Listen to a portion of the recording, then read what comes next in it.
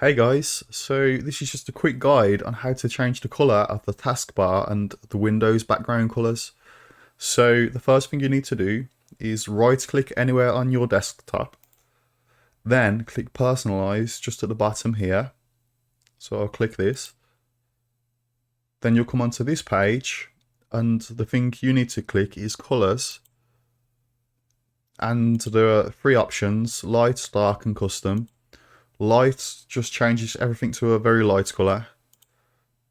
Dark changes everything to a very dark colour. And custom allows you to change the background colour of the window and the taskbar colour separately. This is the one I prefer.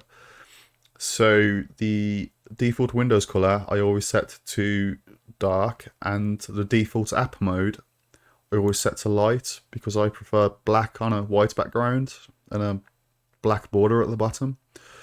Yeah, and you can pick from all these colours down here if you want more variety, or you can even click this plus here and choose any colour from the rainbow basically.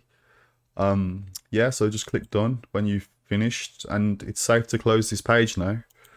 And yeah, that's how you do it. Anyway, if you can, please subscribe guys. I hope this helped. Take care.